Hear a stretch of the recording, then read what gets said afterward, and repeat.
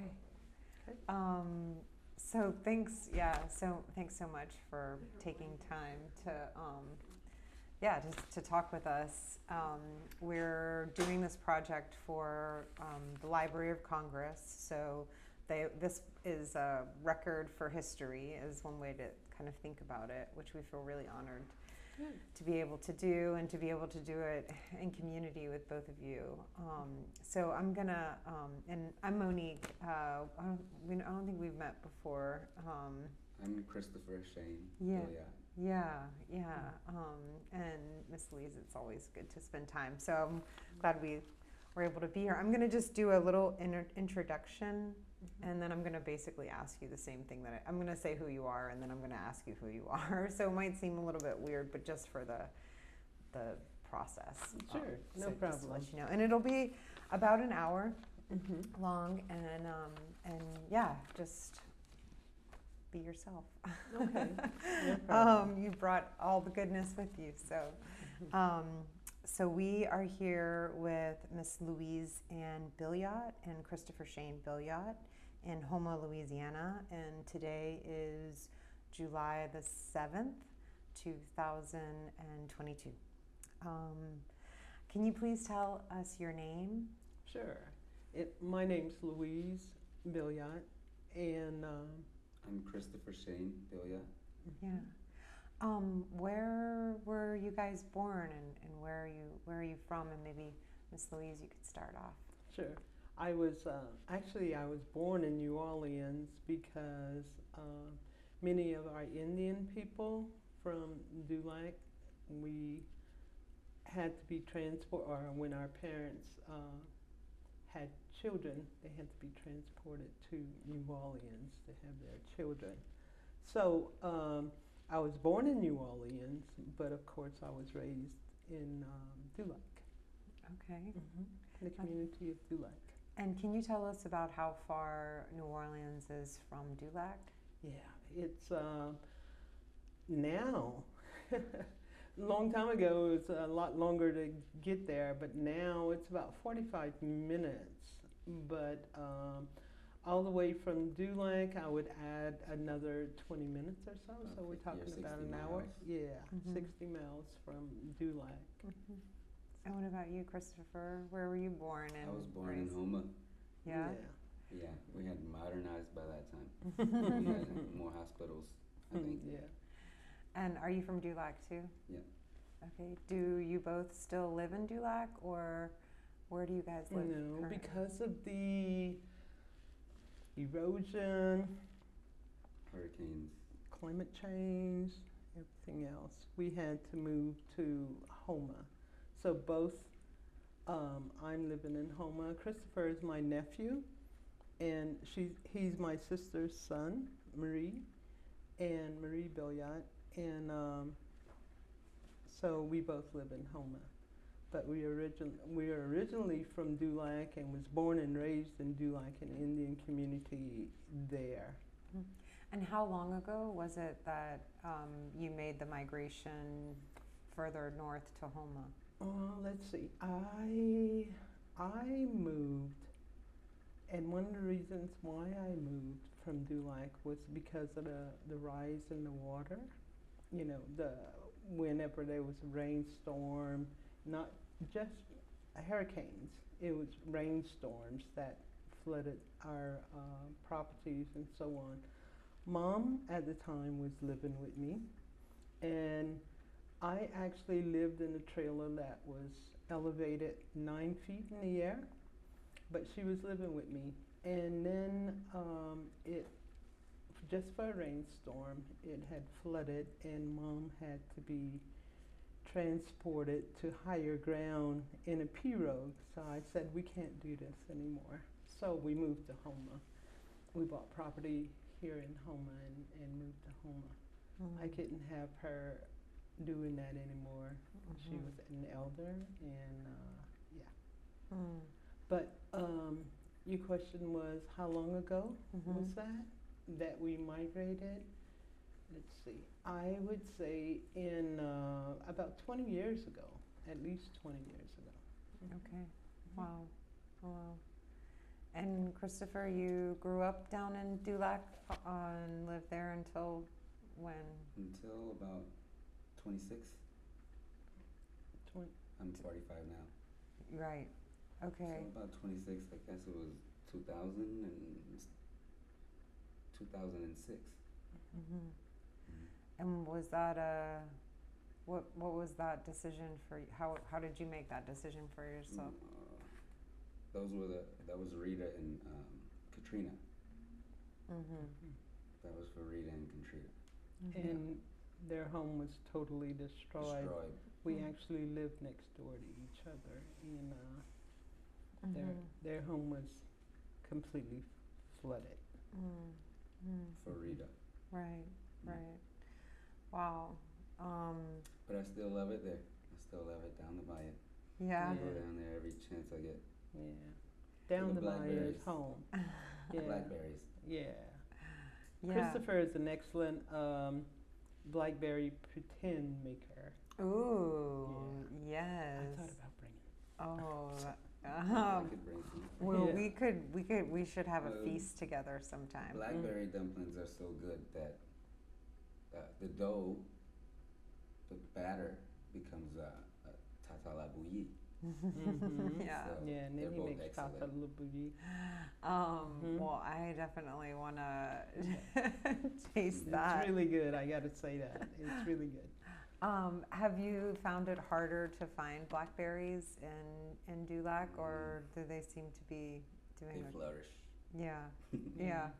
And you mentioned the erosion and rising water. Can you tell us a little bit about how the land has changed down there, what you've seen in your lifetime? I mean, I know y'all are a little bit generationally a little bit different, but young elders, both of you. Right. Actually, we were filling out paperwork and just talking, and I said, I'm 20 years older than you. I didn't realize that. But considering the differences from when I was growing up, oh my, even the bayous or the banks have spread wider. And, a lot of people talk about erosion and the differences that it's making and so on. And they think about the Gulf and the Gulf being eaten up this way. But actually, growing up along the bayous, I've noticed that the banks have gotten, or the bayous has gotten bigger, and wider.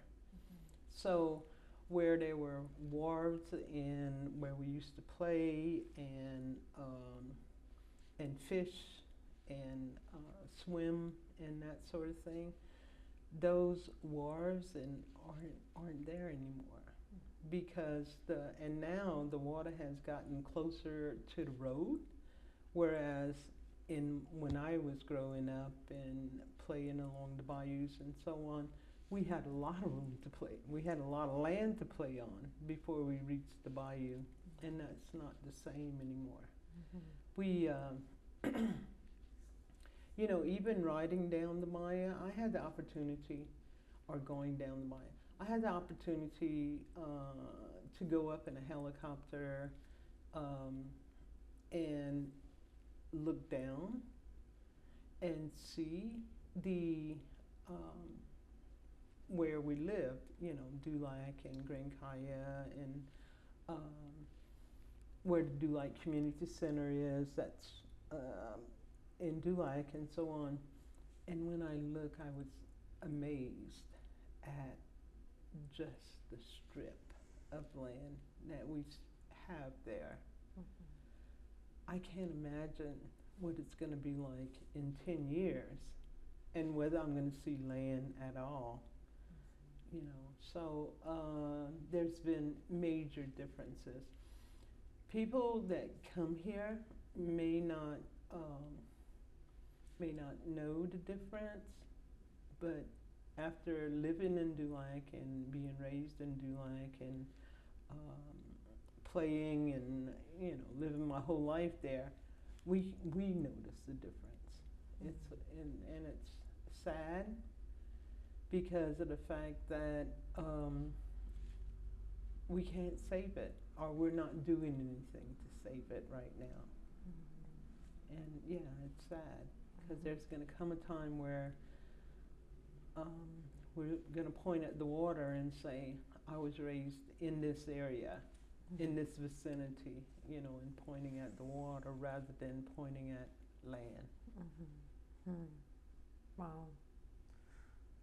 Christopher, for younger generations, do you see that people are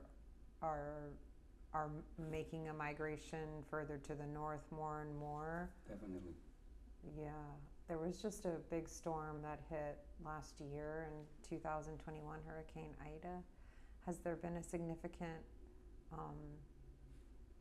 change just from that one storm? I know we kind of mark time by like Katrina or Rita or Right. Ike and Gustav, but for Ida, have y'all seen something that's already noticeable? I mean, normally it takes a little while for us to make I those see more connections. people come in for the work. For the work, you know, to make repairs Right. and things. But on the other hand, I think there's a lot of people that are now, Well, they definitely question whether or not they should stay. Yeah, right, they're gonna leave. They're destroyed. Everything was destroyed. yeah, they're making those important decisions of selling their property, or actually some of them have no choice but to move because their property was totally destroyed. And so yeah, there's been some major differences. Some major differences because we're not protected from the hurricanes anymore. You know, we used to have barrier islands and so on that was there to be able to protect us against those major hurricanes. They don't have barrier islands anymore. Right. So a lot of people, I honestly believe, you know, I'm even scared now because of the, you know, we're in hurricane season now. Even the thought of another hurricane or major hurricane like Ida coming in this year, next year, the year after that, we're talking about changes. There's going to be some changes. There's definitely going to be some changes. Wow. Well, we kind of went down the hurricane road early on in this, but that's so, yeah, it changes lives, and like you said, people have to make hard decisions. I'm just gonna shift us a little bit. A lot of us are used to the hurricanes that they just roll over. We pick up, Yeah. we deal with it. It's a part of the culture. Hurricanes, you know, Yeah. it makes us who we are. We deal We're with the resilient. hurricanes, Yeah. Pick up and We don't move. continue on. Right.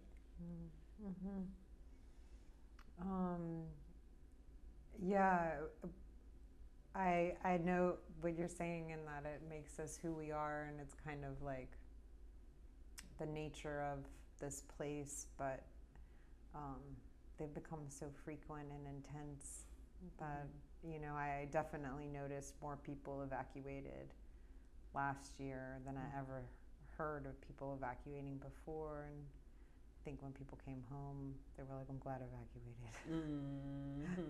But I wonder, I mean, both of you are artists and work with your hands and have physical things with you that are part of your life and your livelihood and your life work. When there is a hurricane, do you evacuate? I mean, now you're further north, you're in Houma, but do you feel safe here? And if you do evacuate, do you take your art with you, or do you take your tools with you, you know, how does that factor into your evacuation plan? Well, all I need is a pencil and a paper. That's what I started with, you know. I go back to grade school with a pencil and a paper. It's that available, you know. It's available to me. It can be tatalabui, dumplings. It's the same energy. It's the same creative energy because I keep wanting to improve it. And that's why it gets better. That's why they're so good. Yeah. And what about you, Miss Louise? You travel light, Christopher. Yeah, Christopher does travel light. I didn't take my art supplies with me, and you know, one of the things is that I always I knew that I could fall back on gourding and painting and that sort of thing. So, and I believe that we're always going to have the plants here. You know, it's considered God's pottery, our gourds. So I believe that we're going to have them, and it's still going to be plentiful, I hope. Yeah. Can you tell us a little bit about your art practice and how it started? Sure. Yeah. You know, one of the things that I at least I thought it was really interesting, we went to, a group of us went to visit the Mississippi Band of Choctaws. And they had gourds growing along a fence, and there was quite a few of them. There was many of them. As a matter of fact, one of the bigger gourd that I have today that y'all gonna get pictures of was one of them. So they said, we don't know what to do with these. Do y'all want them? And I was like, yes, we're gonna do something with these gourds.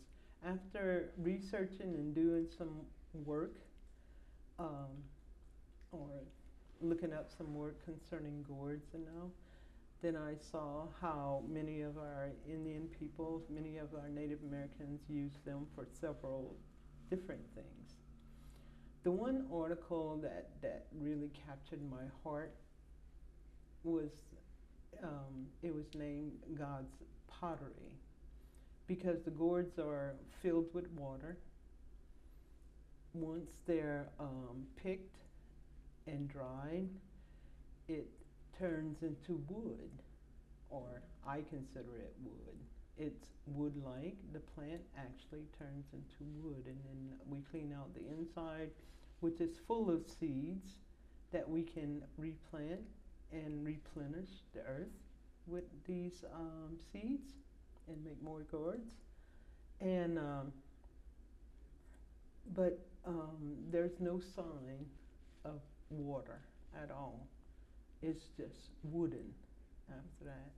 God's Pottery is just a perfect name for it, I believe. And then once we, as far as my art is concerned, my theme has always been towards Native American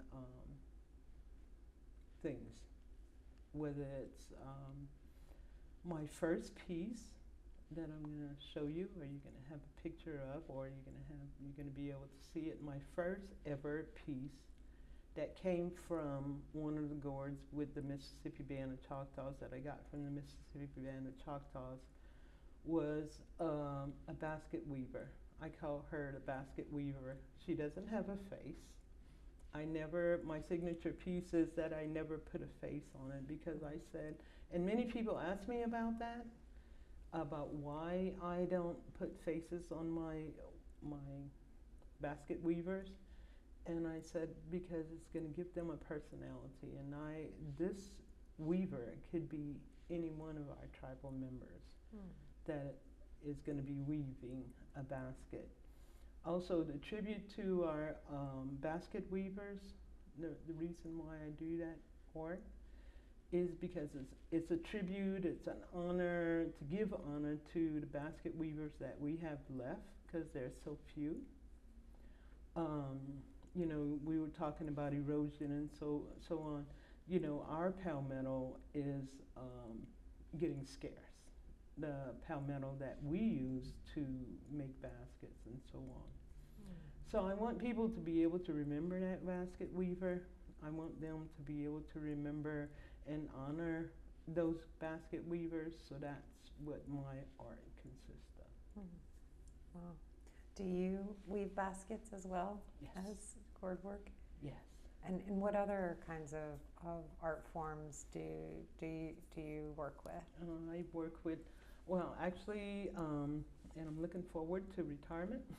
Oh yeah. Yeah, I've been working for the tribe for 32 years, so I'm looking forward to retirement. And because it's going to allow me more time to be able to do my art. Mm-hmm. It's going to allow me more time to be able to teach. You know, the project that we're with or talking about is the Culture Keepers. But I was thinking about that this morning, knowing that I was going to have to be here today, and I said, we're the culture keepers, but we have to not keep it, we need to give it away and teach others, Yeah. like Christopher.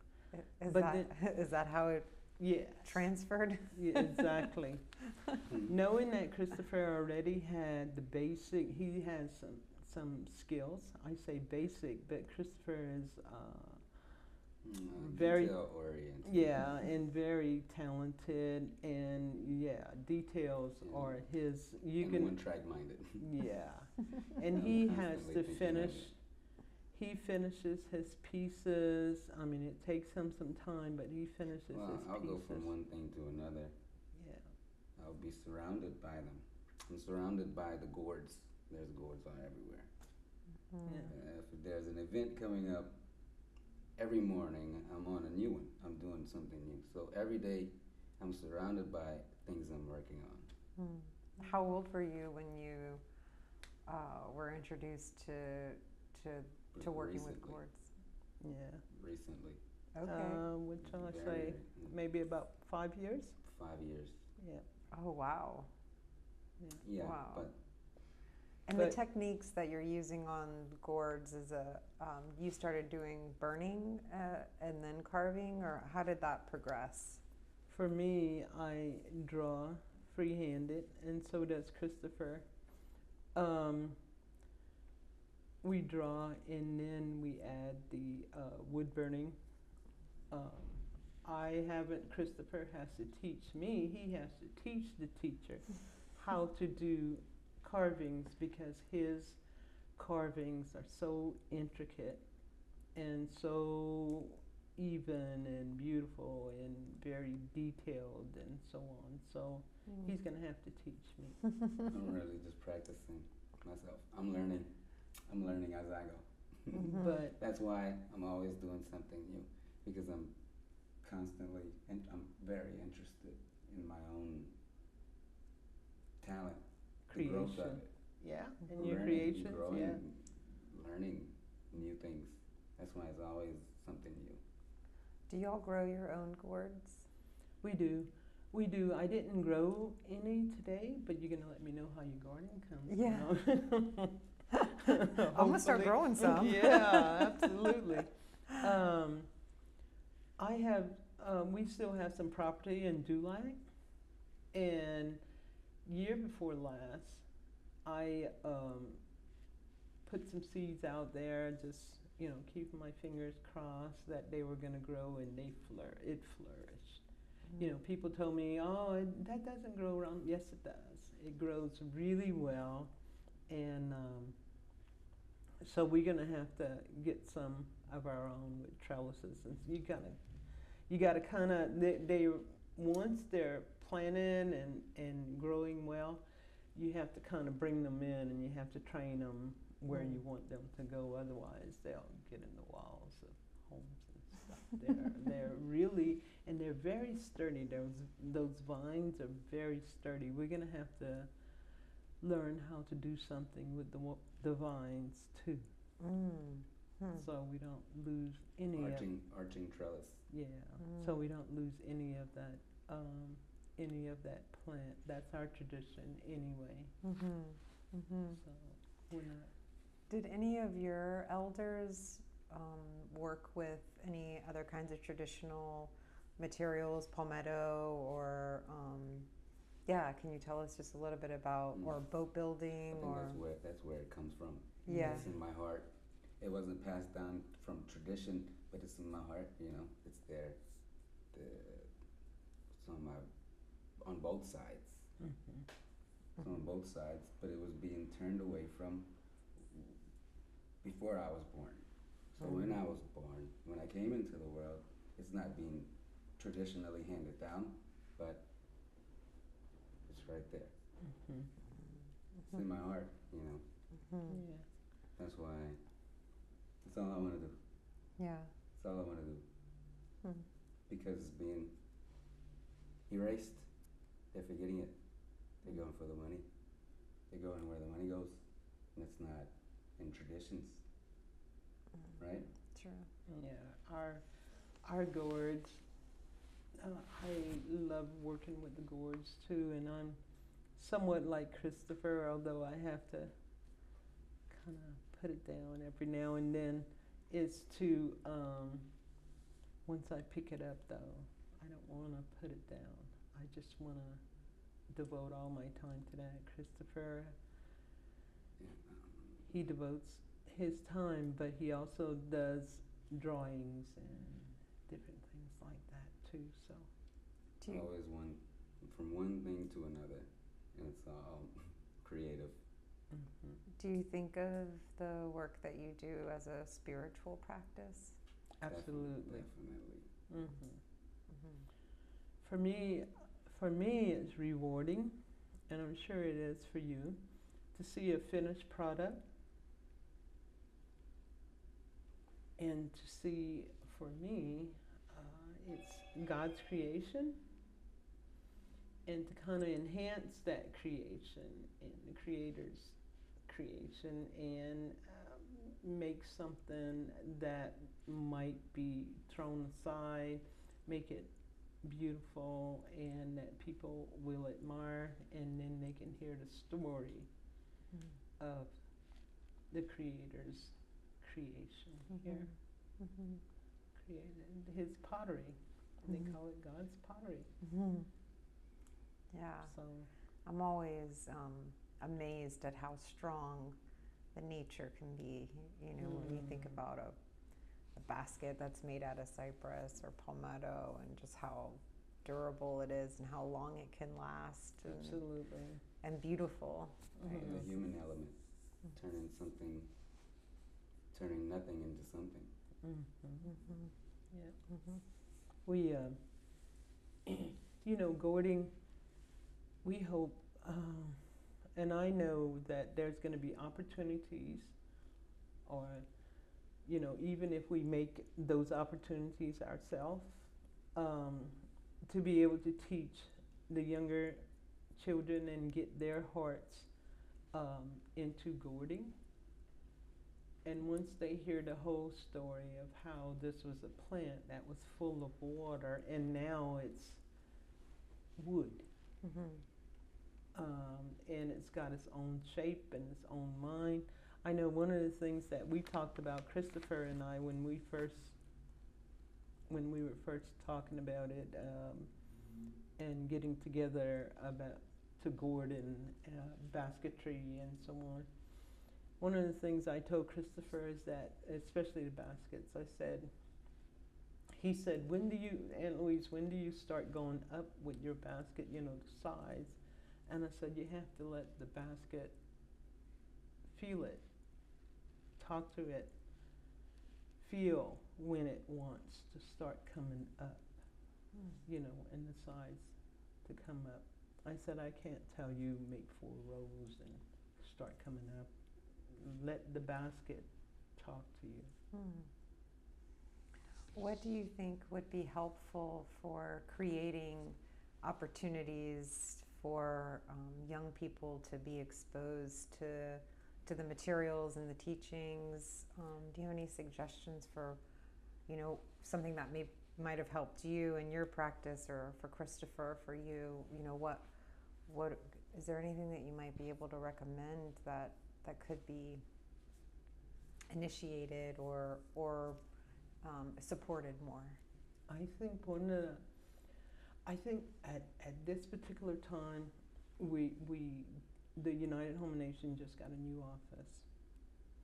It's got 60 rooms. And I said, make sure that we have a craft room.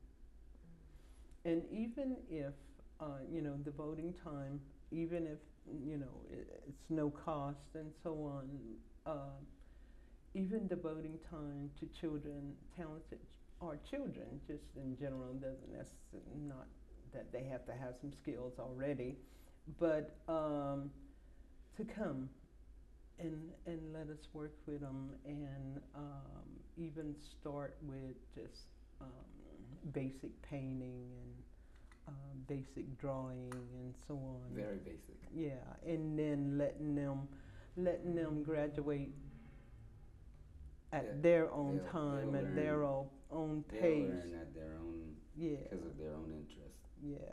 They'll teach themselves. All they need is just a little inspiration, a little motivation. And then they have their whole lives. All they need is positive feedback. And being able to make baskets also, and as I said, we're the culture. We're not the culture. We shouldn't be the culture keepers. We should be the culture givers, where we're teaching. Do you worry about harvesting materials for those kinds of, for the few basket makers that are left, but also for the next generation? Is that something that you've found challenging to I mean, the gourd you're growing yourself, but for like palmetto or for cypress, is that something you've... The palmetto are getting, it used to be, I know when I was growing up, it used to be we could go ride down the bayou, and all along the banks of the bayou, you could just stop and pick it up. It's no problem, and you can have a basket in 15 minutes of palmetto. And especially, you have to get the heart of the plant, because that is going to grow another heart. You're not going to kill the plant. And now, I know I went out to harvest some palmetto, so I could, we were having a class for some young children, some young people, and we needed some palmetto, and I went and ride, and I was like, I can't find them, I can't find them. So I had to ask somebody else at Michigan. I can find you some. Yeah, because Christopher goes out in the woods. I'm not going out in the woods. There's too many The cypress trees, there was a lot of cypress trees that fell for Hurricane Ida. I picked up a lot of cypress. Yeah. I don't know what to do with it, but I picked it up. That's good. I'm going to carve it or something. Right? Yeah. You can make some of those baskets. I have a lot of cypress. Yeah. Well, I would love to learn if you're experimenting with making cypress baskets. I'd love to learn. We can have dumplings and make baskets. Yeah, that would be an excellent idea. I'm serious. I'm planning on making some dumplings in Billiot to bring to Aunt Teresa. Yeah. At the end of the month. Nice. At the event. Nice. Yeah. They're so good. Where do you guys, or I guess the question is, do you sell the art that you make? And if you do sell it, where are the markets that you find? Jazz Fest. Okay. Wherever I'm to myself, I'm homebody. I have to get calls from other people of the events because I'm that Christopher's shy. solitary. Yeah, he's solitary. Yeah, he's very. So the only way that he I have to hear about it. Yeah, Mhm. he comes out. I'm not very outgoing, No. but Would you be? wherever I am, I'm working on it. Yeah. Would you be interested if um, uh, your work was sold by someone else or in a gallery space? Sure. Are you interested in that? But you're not in any of those spaces right now. No. Yeah. No. Yeah. Your work is really special and kind of like whoa. Yeah, it's really beautiful work. So, and what about you, Miss Louise? Do you? You know, I didn't want when I first started gording. And I call it gording. When I first started doing it, of course, I just gave as I finished pieces, or if there was somebody special in mind. For instance, my sister, I made her a gourd, you know, and so it was especially for her. And I've made other gourds, and but I would give them away all the time to my coworkers and friends and so on. And then finally, after some of my coworkers repeatedly said, "You have to start selling them," you know, and so I was like, "No, I don't." I like the idea of giving a piece of myself in the gourd to other people. That's my reward. That was my reward.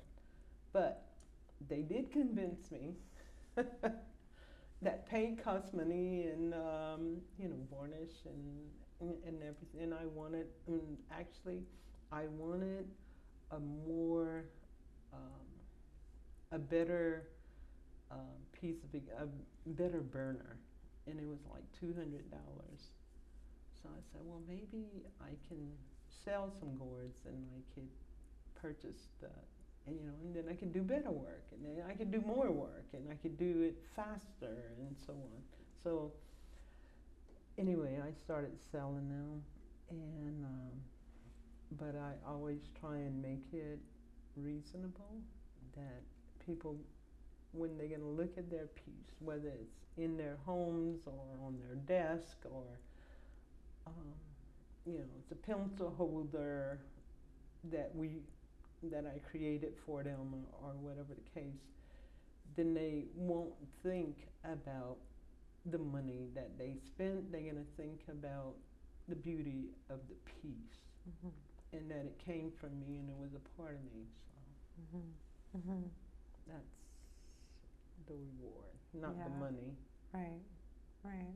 No, and just through word of mouth is the way that your work has gone out into the world. Right. Through personal relationships. And, right. Yeah, that's beautiful. I think that's, yeah. Christopher has a hard time. With what? He has a hard time pricing his items. And we've talked about this quite a bit. He has a hard time pricing his items because it becomes, and it's hard for him to. Because I'm doing so many things at one time, there's no time. I'm not timing them. Because they could take months. It's being worked on a little bit at a time. And he, we always tell They could Christopher. they could take one day. I could be done. It could take a couple hours. Yeah. Depending on the size of the gourd, but And sometimes it takes more because I'm he's as very serious- detailed. I'm as serious on each one. Yeah, very, very serious. Each piece has to be to his perfection guidelines. Or else, It's not. yeah. It's not going to be finished right away. It's Or going to be no, put it aside. might even get thrown away. Yeah, don't throw them away. But anyway, It happens. but he has and you know,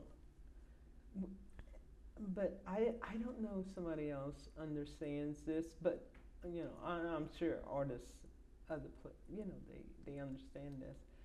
When you're producing something that comes from your heart and you're giving it all you got.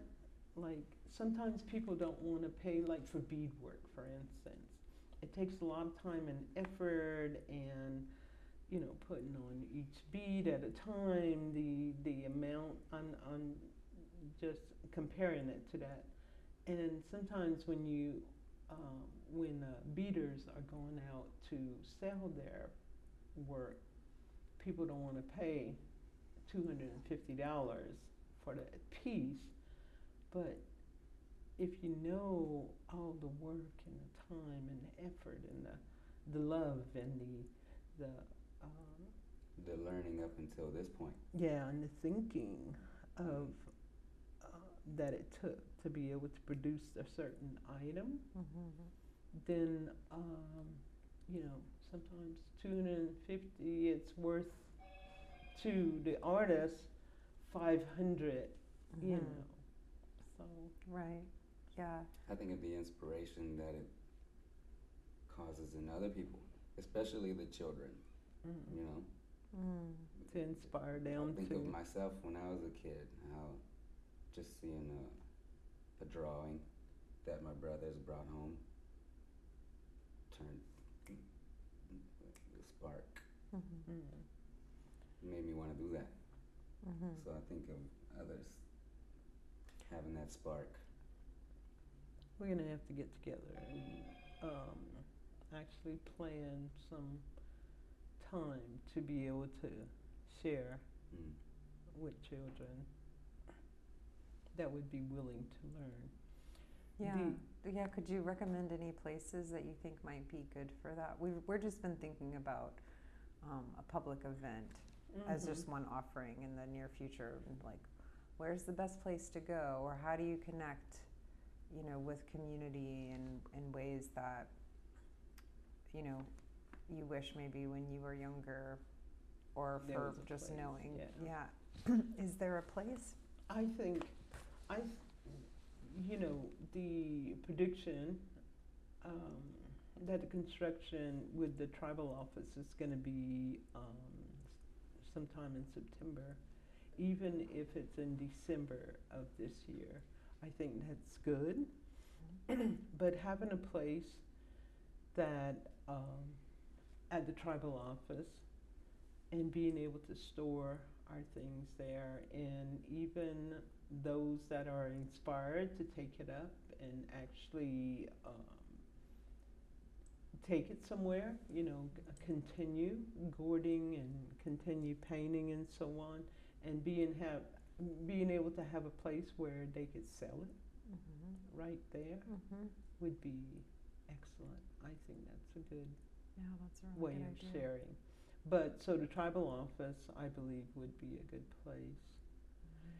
Sometimes, and even if somebody starts a gourd and don't actually finish it and can't finish it at, time period that we have, then they can always come back or come after school or during the summer and say, I'm going to go by the tribal office and work on my project again. I would love that. Yeah. Because I love little kids' art. I'm not difficult to please when it comes to other art, especially abstract. So I would be very interested in little kids' art. Yeah. But Yeah, and just Board art. thinking about that too, like as a studio space or space to work for yourselves or for other artists, do you think that that's a need in the community to, having a place to learn, but also just having a workspace? Is that something that you guys have felt yourselves, or? yeah, absolutely. I have. I know after Hurricane Ida, I had some apartments, and I really, insurance and battling the powers that be, and I'm not able to restore them. I want to be able to, with the little bit of money that I have from that I recovered from Ida, I want to transform it into a working studio so we can have that space. Mm-hmm. And people can always visit, and but the formal classes, I think some of the formal classes would, should be at the tribal office so that. But as far as for us to be able to produce some items, even for me as regalia and making ribbon skirts and different things like that too. I would like to get into that too. Yeah, can you and tell us a little painting. bit about your regalia work and how you got into doing that work and what that journey's been like for you? Well, I would go to powwows and dances or events at other tribes. I even lived in South Dakota on the Yankton Sioux Reservation for a little while, for 5 years, and then came back here. But one of the things that was so significant that stood out to me is that their designs. Like Seminoles, like for instance, you can go to an event and you can look at the designs of their clothing, and you could say, that's Seminole, or that's Navajo, or some of the other designs that people have, because they can call it their own. So I said, we need a design that we can call our own also. So one of the things that I introduced to the tribe it's called the boat design. With the boat design, it has different elements to the design, but it also tells a story about our past. And so I introduced it to the tribal council, went to the meeting and so on. And my heart was really, and I had been thinking about it for about 2 years. It wasn't just a fly-by-night idea, and had other people, asked other people's opinion about it and so on. And so I introduced it to them once I got it perfected, and they unanimously agreed to have the design or make it an official tribal design. So that was a big honor, but on the other hand, I said, now that the tribe accepted it, the officials accepted it, I said, it's the tribe's design, not mine, and I didn't want to be recognized for that. I'm just letting you know. But it's the tribe's design. And so what's even a bigger honor is that Lafourche Parish has a youth camp.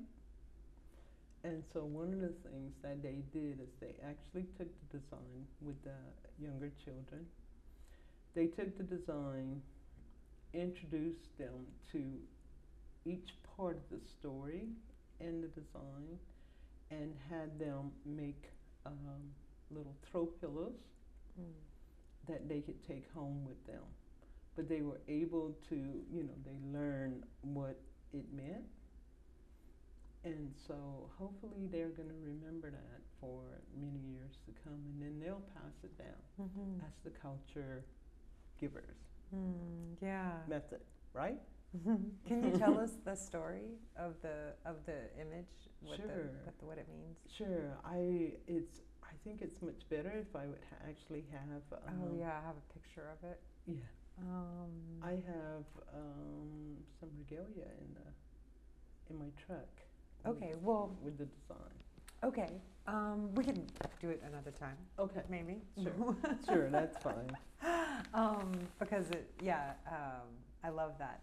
I know that iconic image. It's it's very, what a gift. And I remember the hurricane being part of the story, part of the imagery, and that, like, yeah, as you were saying, Christopher, it's part of our culture. It's like the memory is embedded in our DNA. Yeah. Yeah. So it's I kind of. remember the first storm, the first Hurricane One that I experienced. How old were you? I think that was 1985. I would have been 8. 84, 85, something like that. And I was at my grandma's house. She was freaking out. I was crying because she was scared. It wasn't. I was scared because she was scared, but it wasn't that bad. So that's probably where sometimes we get really afraid of how bad it could be because of the news, but then it's not that bad, so it makes us apprehensive to leave. They're not always as bad as they're portrayed to be. Yeah. So we stay. You stayed for Ida. Oh, Ida, yeah, it was bad. Were you scared? See? I was scared, yeah. The trees were falling everywhere. Yeah. I evacuated to the tribal office so that we could be prepared to hit the ground running once things calm down. And that's what we did, so we could set up services with FEMA and Red Cross and so on. So I was there for 10 days after the storm without going home. Wow. And home was not that far away. No, just on this side of town. You know, we have two sides, you know. I knew the trees were coming down. I was kind of excited. Why? Because you wanted to get New some material. wood? Yeah, not good. Yep. Sorry.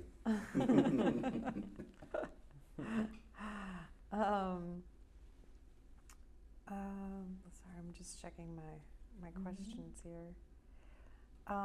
So this is kind of a funny question, but in the future, there are descendants, relatives, family, and they're thinking back to who you were in this time. So we're a couple generations into the future, and they're sitting around the table talking about you.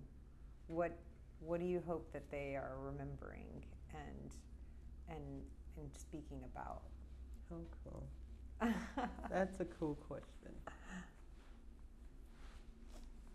You first. I don't know. I've never thought about that. You haven't? I have. Because I'm older.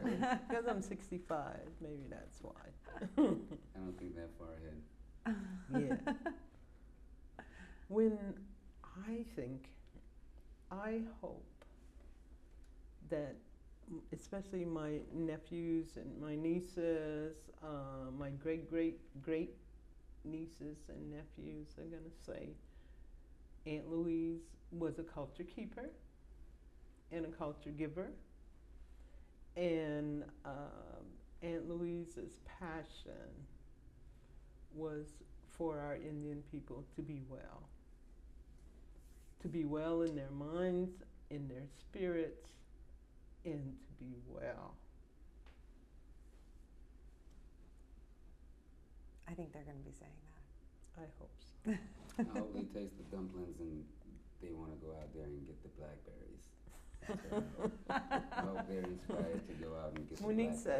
Monique says that you keep on talking about that blackberry, you're going to have to go make some. They're free. Yeah. Blackberries are free. Yeah. Get out in the sun. Yeah. Yeah. And watch out for the snakes. He makes some really There's good snakes. blackberry. I can't say There's bees. he's Yes. very good. Bees. Very, very good. Yeah.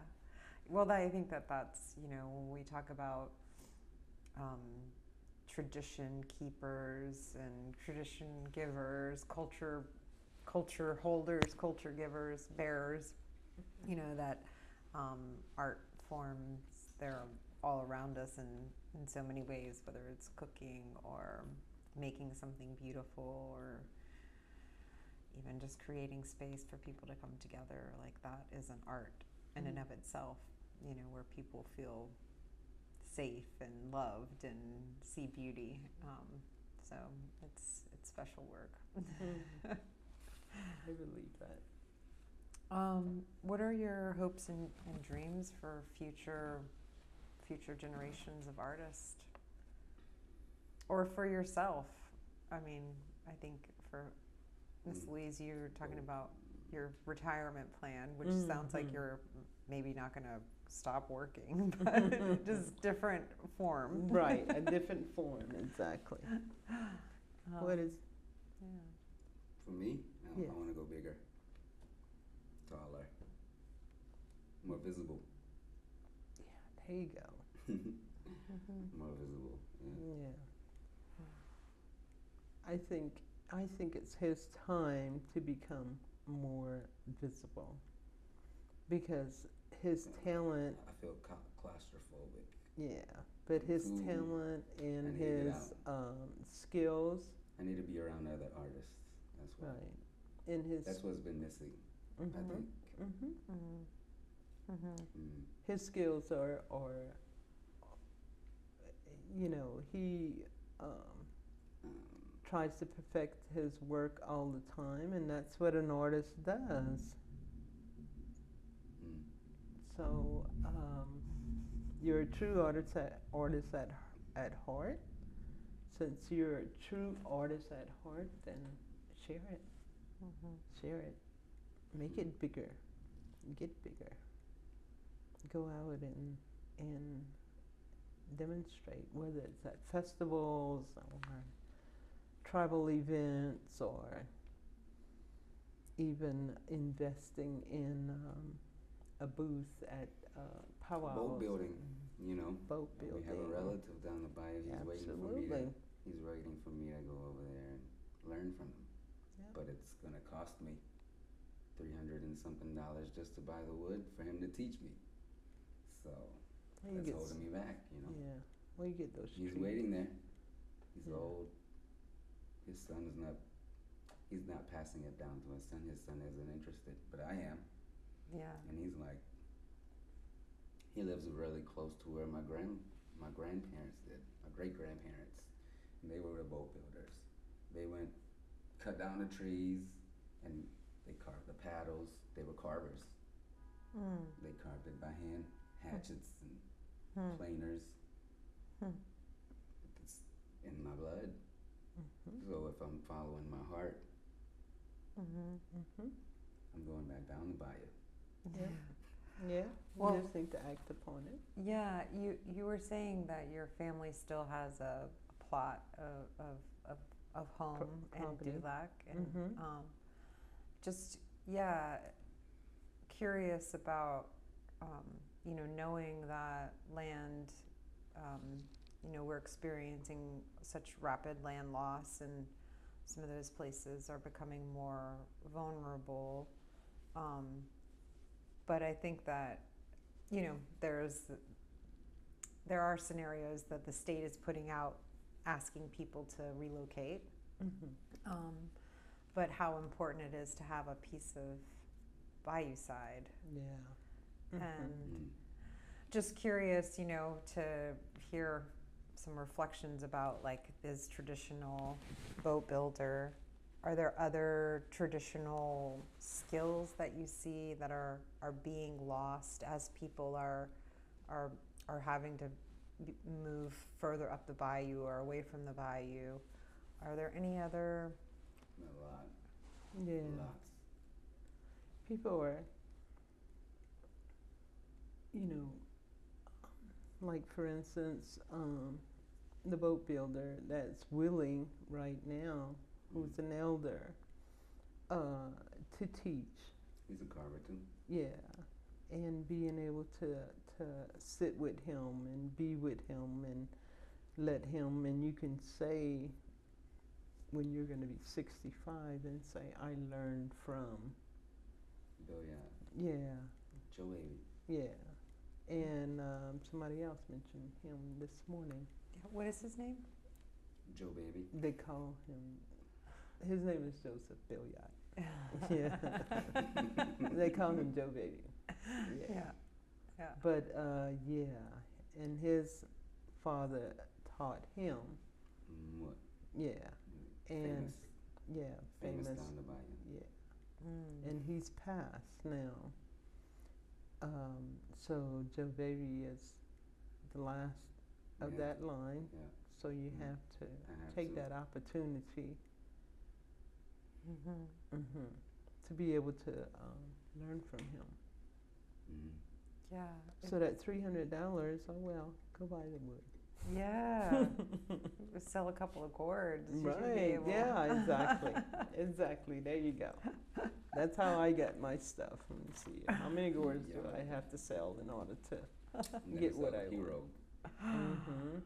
Yeah. Can you imagine? Buy another pirogue. Or Can buy, you- buy the wood to build another pirogue. But I You know? think her question, but then her question was, do you see it no longer here? How was the question? Other traditional, Other traditional traditions. skills and That's being knowledge that's been lost, lost. or the last, feeling like there's kind of the last few people who are practicing. The religion. Where I don't know what the religion. What was the religion? Mm. I don't know. No, but as far as the traditional, Tradition. yeah, our traditional, you see, like Joe Baby's boat skills or boat making skills. Trappers. It- They were trappers also. Yeah, and if Mm. you don't learn from him, if when he's gonna pass, then that's gonna be something that is Heartbreaking. lost. Yeah, It would be heartbreaking. right. Mhm. And Because- even my grandmother's bread making. She would make bread all the time. I'm sure as your grandmother did Mhm. too, and make that delicious bread. Mhm. And I never learned, and I don't know that any of my other cousins did too. Mm. So, that's a tradition that is lost with our family for sure. Mm. Mm. Bread making. My grandmother's bread making. Mm. Not just any bread making, my grandmother's bread making. Yeah, I have this desire to learn how to make a mud oven Mm-hmm. and to cook bread in it. But maybe we'll make Yeah. your dumplings in it. Yeah, that would be really cool to make a mud Yeah. of. Curtis used to know. Curtis Hendon used to be able to make an oven, and he's gone now. We can't go and say, Curtis, teach us. Yeah. Oh, that's Maybe we can hard. YouTube it. No. No, we not should the have same. YouTubed him. Maybe we can Google it. No, not the same. Huh? Not the same. We have to find those who have little pieces of the memory, and then it's like Mhm. what you were saying, where it's like, I think that it's inside of us, our ancestors did it, so it's It's in our DNA. remembering it. Yeah, we're remembering what they used to do. Right. Still close. Mm-hmm. Yeah, and also, I think that we're contemporary people, so we're we missing something. You know. using the old and the new in ways that make sense, Mm. which I'm sure you are both Making doing. making do with what we have. Uh-huh. We're still Indian. Mm-hmm. Making do with what we have.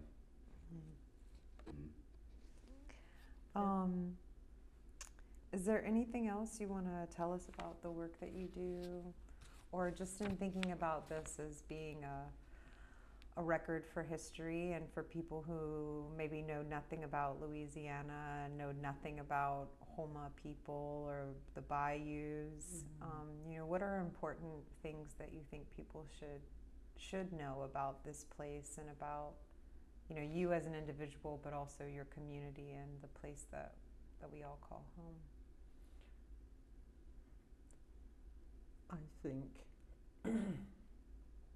I think one of the things they need to know is that we're unique.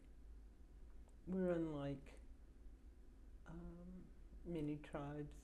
You know, of course, every tribe is unique and they have their own things that they do, or their people, and so on. The fact that we are here in the, practically in the swamps, or it will be swamps, practically in the swamps, and we've survived. We're unique. I think when we love people, we love our fellow Indian people very much. I know that I grew up in a community where it was so necessary for us to be able to depend on each other and borrow from each other, and it was necessary for us to be able to get along and take care of each other. You know, I think about the uniqueness of our burials, where, or when someone was sick, we would gather at their homes and grieve with the people, the family. We would grieve with them. If they were near death, they would wait until that time, and we would feel sadness with the family. That's why, for me, I went to a funeral this morning, and even if it was just for a few minutes, just to go in and say, I'm here, I'm thinking about y'all, I love y'all, I appreciate y'all, and I feel your loss. That's all I wanted to do. And no, I couldn't stay for the whole time, but I wanted the family to know that. And I believe in our culture a long time ago, that sentiment was the same. Is that we love you, we hurt with you during the good times, for weddings or celebrations or births and things like that. We celebrated all together. We celebrated, and when it was time for us to laugh and enjoy, we did that with a good heart. But when it was a sad time and some tribal members were hurting, then we would hurt with them. So we're unique, I believe, in that way. The fact that we're here and we're still surviving, and people talk about federal recognition and so on. I've always said, regardless, I know that I was placed here for a particular reason, and the Creator made me this race. So it's okay, you know, government approval, not approval, paperwork, and that sort of thing is not necessary. So I hope that other people would come here and see our uniqueness in the fact that we're Native Americans. We're just like other Native Americans. We have our unique qualities about us, and we're continuing to survive. Thank you. Do you have anything, Christopher? What was the question? That's hard to follow. Yeah. Can't remember the question. No. No, if there's anything else that you would like to kind of leave us with, and just knowing that this is a kind of record for history, something that you think, or some things that you think would be important for people who know nothing about Houma, people from the Bayou, Louisiana, this place that you call home, we call home. You know, what's important for people to know? That we are to ourselves, that we're here. They don't see us, you know, we're not very well known tribe. We're not very visible.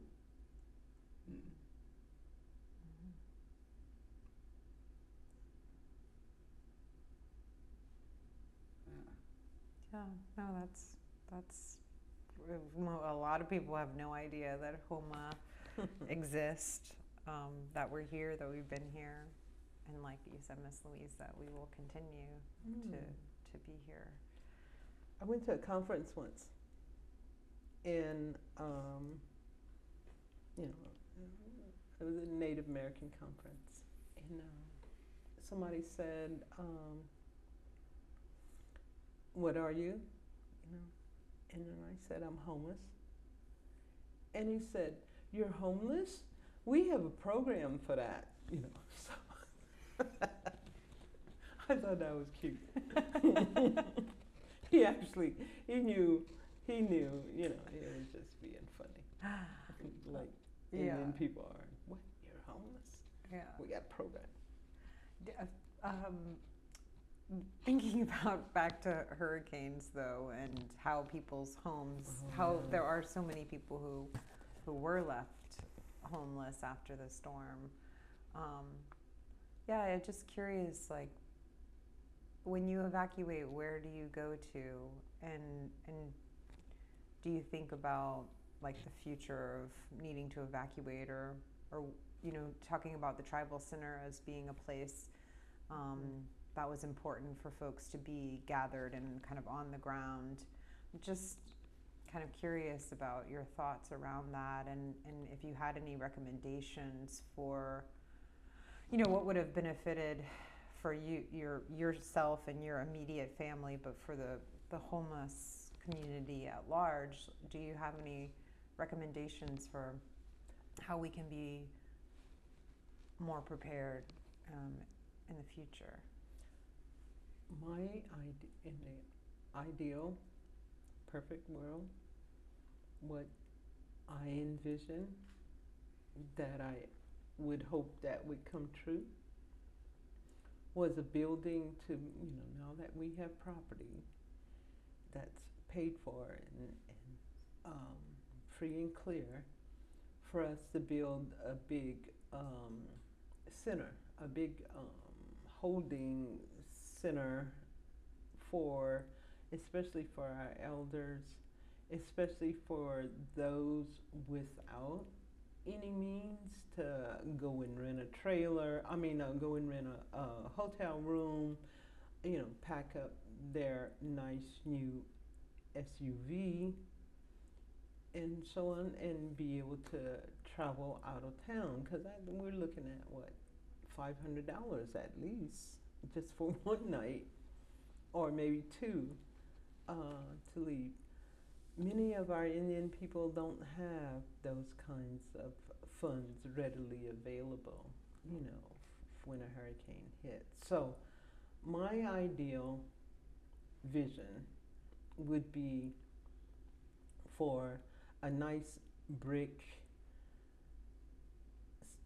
hurricane-proof building that would be large enough to be able to fit at least 200 people, you know, and a set of volunteers with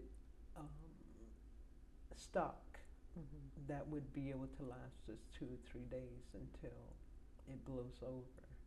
That's my vision of how we can help our Indian people. But not just one. I would like one in different areas, you know, maybe 5 or 4 of those same buildings that our Indian people know, or and community members too. You know, we're talking about Indian people, but you know, the community as a whole is also being affected in the same way we are. So, and those that would in the I community like to that see would, more gardening. yeah, more gardening would be good. Gardening, yeah. Yeah. You remember the old truck that used to pass around down the bayou?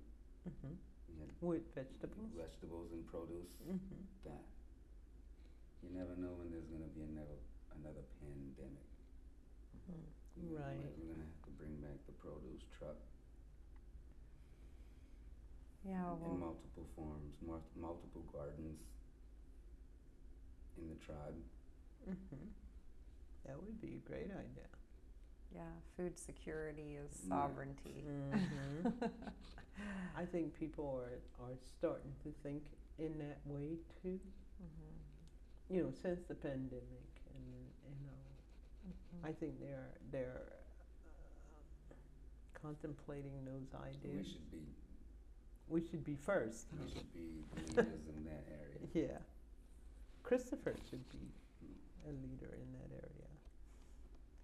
Well, we like growing things too, so we should talk about it. Seed swapping. Right. You know, they have that property in Gray that is acres. Acres. Yeah, a farmland. Farmland. Let's go. Yeah, that's. Bring your gourd seeds. I think Christopher has already made it known that he would be interested in helping. Nice, nice. Yeah, well, I think that, you know, everything is interconnected from, you know, the art we make and the food we eat, and like you were saying, how we mourn and celebrate, and how community needs each other. Right. I believe that. And not just one community, all the communities together. You know, not separate. Yeah, yeah. Well, thank you both so much for today, and for sharing your stories, and for letting us see your beautiful work. And we will be in touch and hope to collaborate and continue to be in conversation with both of you. Good. So, Good. yeah. Yeah, we're willing. Because we like to talk. I like to talk. And like to eat blackberry dumplings. Yeah. So we're definitely following up with that one. Absolutely. Absolutely. Sure. Oh, thank you. Let me see.